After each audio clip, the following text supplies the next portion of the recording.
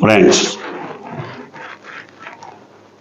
ఆంధ్రప్రదేశ్ మాజీ ముఖ్యమంత్రి జగన్మోహన్ రెడ్డి అరెస్టుకు దాదాపు రంగం సిద్ధమైపోయిందన్న తెలుగుదేశం వర్గాల వాదన బలపడుతోందా అంటే అవుననే చెప్పుకోవాలి. ఆయన బయటికి కదలకుండా దాదాపుగా హౌస్ అరెస్ట్ చేస్తున్నంతగా ప్రభుత్వం లేదా పోలీసుల వైఖరి, వారి తీరు కనబడుతుంది. ముఖ్యంగా ఆయన పల్నాడు ప్రాంతానికి వెళ్ళి పర్యటించి వచ్చిన తర్వాత జరిగిన పరిణామాలు చూసినప్పుడు ఆయన వాహనం కిందే ఒక వ్యక్తి మరణించాడని చెప్తూ దానికి సంబంధించి ఆయన వాహనాన్ని ఇవాళ సీజ్ చేసింది పోలీస్ వర్గం. అంతకు ముందు ఎప్పుడో ఫిబ్రవరిలో గుంటూరు మిర్చి యార్డుకు వెళ్ళి రైతుల్ని పరామర్శించడానికి ప్రయత్నించిన సందర్భంగా ఆయన పోలీస్ ఆంక్షలను లెక్క చేయలేదు, వ్యతిరేకించాడు, లేదా ఇతరత్ర ఎన్నికల కోడ్ని ఉల్లంఘించాడు అంటూ ఆయన పైన కేసు ఇప్పుడు నమోదు చేసి, ఫిబ్రవరి సంఘటనకు సంబంధించి కేసు ఇప్పుడు నమోదు చేసి ఆయనకి నోటీసులు జారీ చేసింది పోలీస్ శాఖ. అంతేకాకుండా రకరకాల కేసులు, ఇందులో ఏ కేసులో ఎప్పుడైనా అరెస్ట్ కావచ్చు. అంతేకాకుండా ఒకదాని వెంట ఒకటి కేసుల పరంపర ఆయన్ని చుట్టుముట్టడానికి తయారు చేసినటువంటి పరిస్థితి. ఇంత కక్ష, ఇంత ఆవేశం, ఆక్రోశం మరి లోపల దాచుకొని బయటికి గంభీరంగా నటిస్తున్నటువంటి తెలుగుదేశం ఇప్పుడు బయటపడిపోతుంది. పూర్తిగా తమ నైజాన్ని ప్రదర్శించుకుంటోందని దాదాపు ప్రతి ఒక్కరూ చెప్తున్నదే. ఇందుకు కారణం జగన్మోహన్ రెడ్డి బయటికి జనంలోకి వస్తే ప్రజాదరణ చూసిన తర్వాత ఎవరైనా ముక్కున వేలేసుకోవాల్సిందే. ఎందుకంటే ఊహాతీతమైనటువంటి ప్రజాదరణ, వేలాదిగా తరలి వస్తున్నటువంటి జనం, వాళ్ళకి ఎవరు పిలుపు ఇవ్వకపోయినా ఆయన వస్తున్నాడని తెలిస్తే చాలు స్వచ్ఛందంగా ఆయన చూడటానికి, ఆయనతో కరచాలనం చేయటానికి లేదా ఆయన మాటలు వినటానికి భారీగా తరలి వస్తున్నటువంటి జనాన్ని చూసిన తర్వాత ప్రతిపక్షం గుండెల్లో గుబులు రేగిన మాట వాస్తవం. ఆయన్ని కట్టడి చేయటానికి ఎలాగూ కక్షపూరిత రాజకీయాల్లో భాగంగా సాగిస్తున్నటువంటి అనేక రకాల పథక రచనలు, కుట్రల్లో భాగంగా కేసులు పరంపరగా నమోదవుతున్నాయి. తాజాగా పల్నాడు ప్రాంత పర్యటన సందర్భంగా ఆయన వాహనం కిందనే ఒక వ్యక్తి పడి మరణించాడని చెప్తున్నటువంటి సంఘటనకు సంబంధించిన 7 సెకండ్ల వీడియో చూసిన తర్వాత ఆ వీడియో తీసిందెవరు, పోలీసులకు ఇచ్చిందెవరు, వీడియోకు ముందు జరిగినటువంటి సంఘటనలు అందులో లేవు, ఆ 7 సెకండ్ల తర్వాత జరిగిన అంశాలకు సంబంధించిన వీడియో లేదు. ఆ వీడియోలో కూడా అదేదో ఒక బొమ్మని టైర్ కింద పెట్టినట్టుగా ఉందే తప్ప మనిషి తలగా అనిపించట్లేదన్నది వైసీపీ వాదన. అంతేకాకుండా అది నిజమైన మనిషేనా, మనిషి తలనా, బొమ్మనా, ఆర్టిఫిషియల్ ఇంటెలిజెన్స్తో సృష్టించినటువంటి కళాఖండమా తేల్చాల్సింది ఫోరెన్సిక్ ల్యాబ్ నుంచి ప్రభుత్వం ఏదైనా ధృవీకరణ పత్రం తీసుకొచ్చిందా, మరి తీసుకురాకుండానే పోలీసులకు ఎందుకు అందించింది, పోలీసులు దానిపైన కేసు ఎందుకు నమోదు చేశారు? పోలీసులు కారు డ్రైవర్ మీదనే కాదు, కారులో ఉన్న జగన్మోహన్ రెడ్డి పైన, దాంట్లో ఉన్న మరో 5-6 పైన కూడా కేసులు నమోదు చేసినటువంటి పరిస్థితి. మరి వారందరినీ ఎందుకు నమోదు చేశారో పోలీసులకే తెలియాలి. అయితే నిజానికి ఇది ఫ్యాబ్రికేటెడ్ వీడియో, ఆర్టిఫిషియల్ ఇంటెలిజెన్స్ ద్వారా క్రియేట్ చేసినటువంటి వీడియో అని వైసీపీ బలంగా గట్టిగా వాదిస్తున్నది. ఇది నిజమైన వీడియో అని చెప్పడానికి ప్రభుత్వం దగ్గర సాక్ష్యాధారాలు ఉన్నాయా? ఎందుకంటే గత 5 ఏళ్ల కాలంలో ఇలాంటి అంశాలు ఏదైనా వచ్చినప్పుడు బీజేపీ రాష్ట్ర శాఖ అధినేత్రి సహా చంద్రబాబు కోసం అందరూ రంగంలోకి దిగి ప్రైవేటు ఫోరెన్సిక్ ల్యాబ్ల ద్వారా కూడా తమకు అనుకూలంగా కాగితాలు తీసుకొచ్చుకొని గాల్లో ఊపుతూ ప్రెస్ మీట్లు పెట్టినటువంటి ఉదంతాలు అనేక ఉన్నాయి. ఇప్పుడు వైసీపీ కూడా అదే చేయొచ్చు. వైసీపీ కూడా ఆ వీడియోని తీసుకెళ్ళి మరి ప్రైవేట్గా కూడా చేయించుకోవచ్చు, ప్రైవేట్గా కూడా ఫోరెన్సిక్ ల్యాబ్లో టెస్ట్ చేయించవచ్చు, చేయించి దాన్ని కోర్టులో ప్రవేశపెట్టవచ్చు. కానీ ఇదంతా జరగడానికి టేక్స్ టైం, కొంతకాలం పడుతుంది. ఈలోపు మనం చేయాల్సిన కర్మకాండ అంతా చేసేద్దామన్నది తెలుగుదేశం ఆతృత. ముఖ్యంగా జగన్మోహన్ రెడ్డి అరెస్ట్ వాళ్ళ టార్గెట్. 53 రోజుల పాటు చంద్రబాబుని జైల్లో ఉంచారు కాబట్టి కనీసం 54 రోజులైనా సరే జగన్మోహన్ రెడ్డిని జైల్లో ఉంచాలి. ఇందుకోసం ఎవరు అడ్డొచ్చినా తొక్కేస్తాం అంటున్నారు టీడీపీ వాళ్ళు. ఏ వ్యవస్థ అడ్డుకున్నా, ఆయనకి మరి సహకరించిన వాళ్ళని వదిలిపెట్టమంటున్నారు టీడీపీ వాళ్ళు. అంటే ఏ వ్యవస్థ అయినా సరే, ఎవరు సహకరించినా సరే ఆయన్ని బయటికి రానివ్వకుండా చేయాలన్నది టీడీపీ లక్ష్యంగా కనబడుతోంది. ముఖ్యంగా ఇలాంటి సంఘటనలు జరిగినప్పుడు మరి పార్టీ అధినాయకుడి పైన కేసులు పెట్టారా? పుష్కరాల్లో దాదాపు 30 మంది చనిపోయారు. అప్పుడున్నటువంటి ప్రభుత్వ అధినేత తెలుసు ఎవరో, పార్టీ అధినేత కూడా ఆయనే. మరి ఆయన మీద ఏమైనా కేసు పెట్టారా? ఆ ఉదంతం ఎందుకు జరిగిందో కూడా తెలుసు.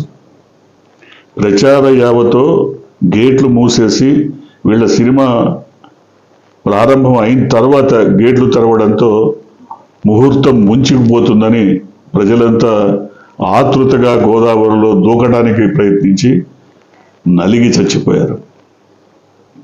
ఈ ఉదంతానికి కారకుడెవడు? కందుకూరులో ప్రచార సభ పెట్టినప్పుడు మరి తొక్కిసలాటలో 8 మంది చనిపోయారు. ఎవరు ఈ ఉదంతానికి కారకుడు? గుంటూరులో చీరలు పంచుతున్నామని అందరినీ పిలిచినప్పుడు 3-4 మహిళలతో సహా మరో 2 చనిపోయారు. ఆ ఉదంతానికి కారకులు ఎవరు? ఎవరి మీద కేసు పెట్టారు? తిరుపతిలో నిన్నగాక మొన్న తిరుపతిలో వైకుంఠ ద్వార దర్శనం కోసం వెళ్ళినటువంటి భక్తుల్లో 8 మంది చనిపోయారు తొక్కిసలాటలో. ఎవరు దానికి కారకులు? ఎవరి మీద చర్యలు తీసుకున్నారు? ఏం కేసులు పెట్టారు? సింహాచలంలో గోడ గూలి దాదాపు 6-7 చనిపోయారు. ఎవరి మీద చర్య తీసుకున్నారా?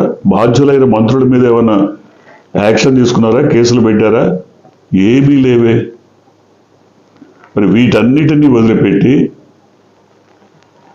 చంద్రబాబుని అడిగితే కుంభమేళాలో జనం చావరా తొక్కిసలాడుకొని? లేకపోతే జగన్నాథ రథచక్రాల కిందకి పడి చావరా? లేకపోతే బస్సు యాక్సిడెంట్లు అయితే చావరా? చస్తారు.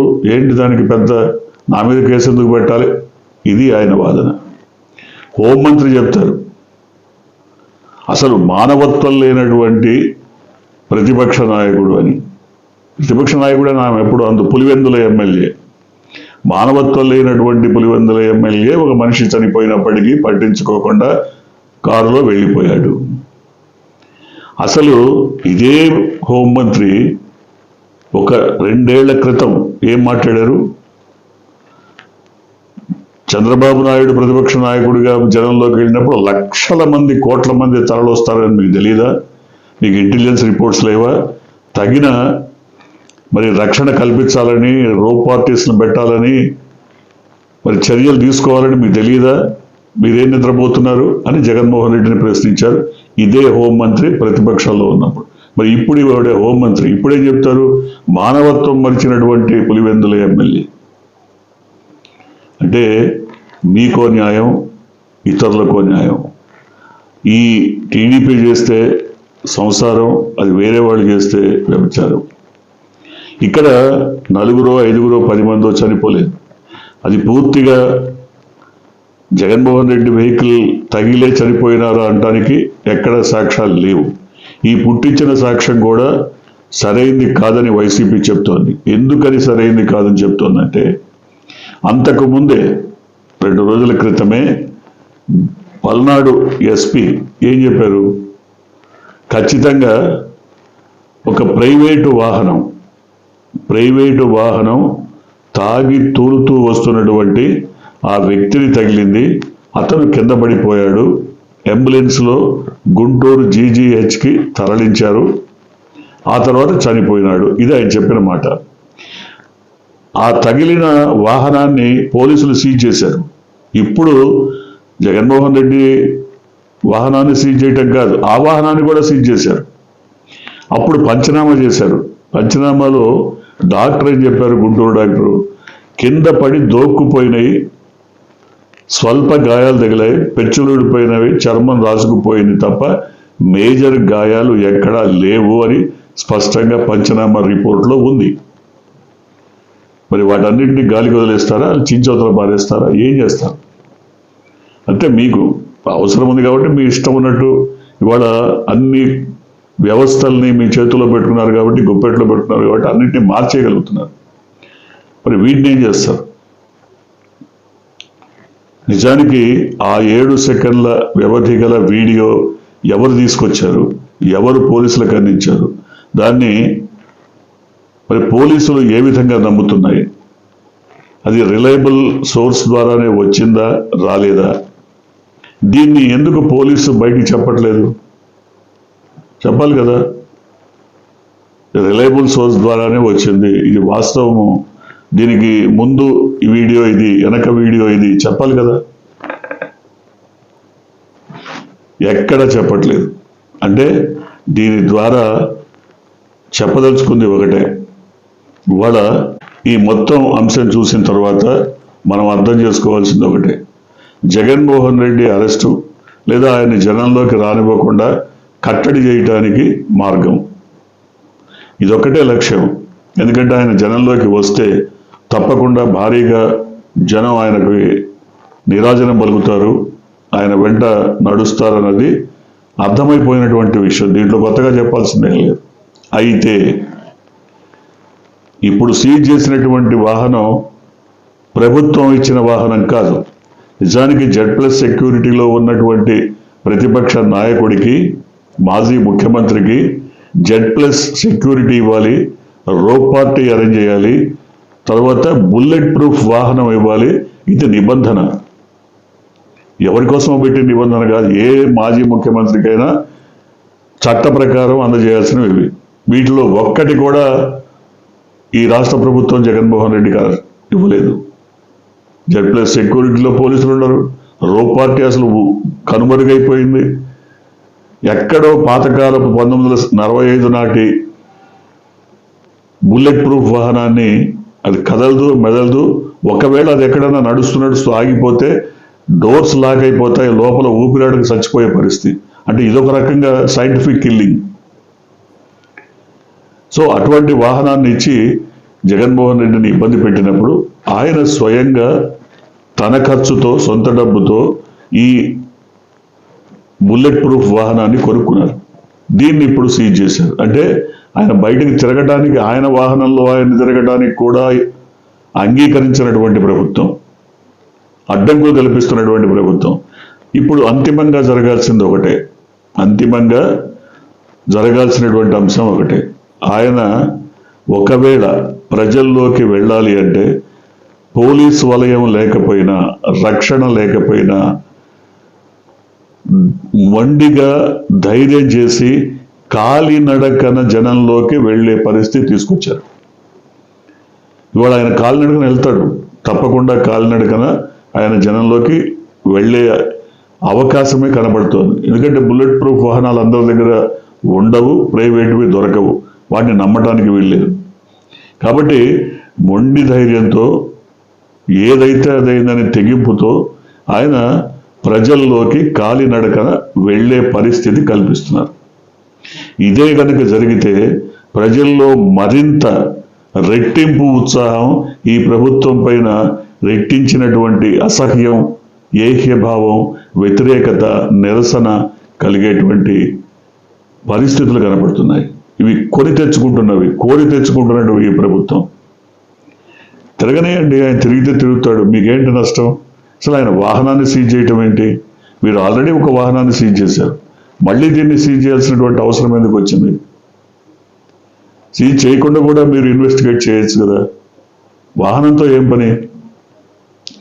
సో ఏ రకంగా చూసినా ఆయన అరెస్ట్కి, నిర్బంధానికి లేదు. నేను మొన్న కూడా చెప్పాను, మనకి మయన్మార్లో ఆంగ్ సాన్ సూకీని 27 ఏళ్ల పాటు హౌస్ అరెస్ట్ చేశారు, అది మిలిటరీ ప్రభుత్వం. ఇక్కడ కూడా అంతకంటే నియంతృత్వ ప్రభుత్వం ఏదైనా మరి ఏర్పడి ఆయన్ని హౌస్ అరెస్ట్ చేసే అవకాశం ఏమన్నా ఉందేమో చూద్దాం ఏం జరగబోతుందో. మీరు కొత్తగా కనుక ఈ ఛానల్ని చూస్తున్నట్టయితే, మీరు ఇప్పటివరకు మన ఛానల్ని సబ్స్క్రైబ్ చేసుకున్నట్టయితే వెంటనే ఛానల్ని సబ్స్క్రైబ్ చేయండి.